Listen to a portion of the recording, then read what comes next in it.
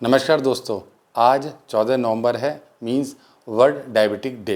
ये सन 1991 से हर साल 14 नवंबर को मनाया जाता है।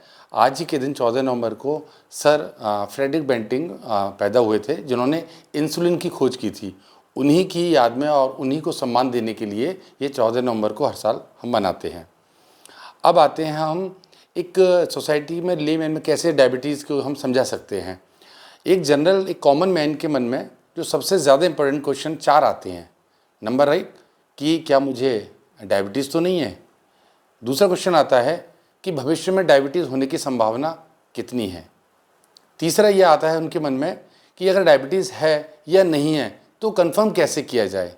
और लास्ट क्वेश्चन ये आता है कि अगर डायबिटीज हो जाती है तो हमें क्या करना चाहिए।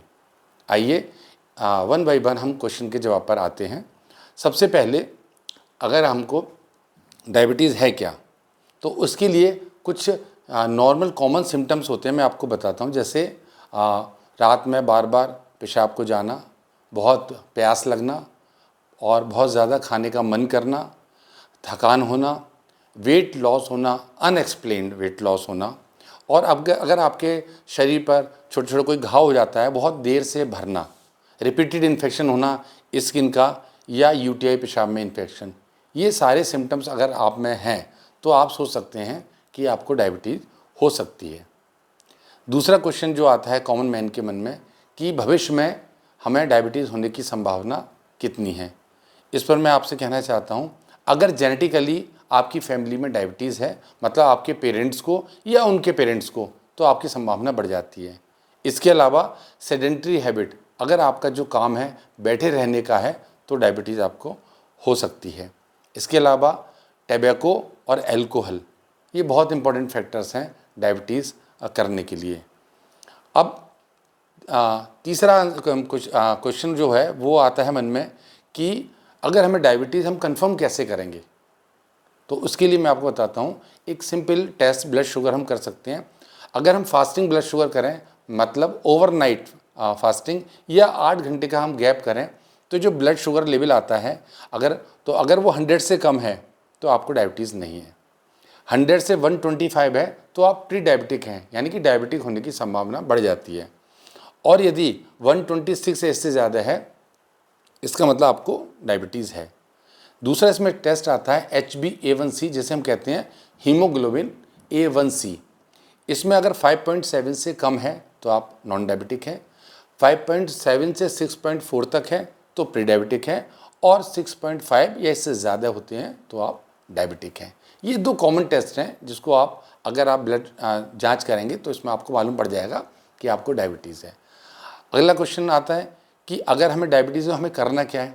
अगर डायबिटीज़ कंफर्म हो जाती है तो आप अपने फैमिली डॉक्टर से या किसी डायबिटोलॉजिस्ट से मिलें और जैसे वो बताएं उसको फॉलो करें। इन सब के अलावा, ट्रीटमेंट के अलावा, 2 चीज़ों का आपको विशेष ध्यान रखना है। एक तो डाइट का और दूसरा एक्सरसाइज। अब डाइट कैसे है, आपको कॉम्प्लेक्स कार्बोहाइड्रेट लेनी है, मींस होल ग्रेन्स की जैसे चपातीज़ होती हैं इस तरह लेना है, अच्छा प्रोटीन लेना है, हेल्दी फैट लेना है, ट्रांस फैट और सैचुरेटेड फैट्स नहीं लेने, जैसे बटर है, फ्राइड जो फूड्स होते हैं उनको अवॉइड करना है। इसके अलावा हाइड्रेशन प्रॉपर रखना है आपको। पानी की अगर कमी होगी तो आपका ब्लड जो शुगर लेवल है वो फ्लक्चुएट करता है। इसके अलावा अपने खाने में आप डाइटरी फाइबर्स ले सकते हैं। अगर इन चीज़ों का आप ध्यान रखेंगे तो आपका जो डायबिटीज़ कंट्रोल काफ़ी रहती है। इसके बाद आता है एक्सरसाइज। एक्सरसाइज में आप प्राणायाम और योगा कर सकते हैं। आप एरोबिक्स एक्सरसाइज कर सकते हैं, जैसे वॉकिंग है, रनिंग है, साइकिलिंग है, स्विमिंग है, या क्लोज स्पेस में डांसिंग है, इन चीज़ों को। इसके अलावा थोड़ा सा आप रेजिस्टेंट ट्रेनिंग बॉडी को दे सकते हैं हफ्ते में 2 बार, जैसे वेट लिफ्टिंग है या बॉडी वेट एक्सरसाइज होती है जैसे स्क्वाट हैं, ये हफ्ते में कम से कम 2 बार जरूर करें। तो डाइट और एक्सरसाइज अगर आप समय पर करेंगे और डॉक्टर से परामर्श लेंगे तो आपकी डायबिटीज़ कंट्रोल रहेगी। अगर आपको ये एपिसोड पसंद आया है तो शेयर कीजिए, और अभी तक अगर आपने मेरा ये जो चैनल है ये अगर आपने सब्सक्राइब नहीं किया है तो आज ही करें। नमस्कार।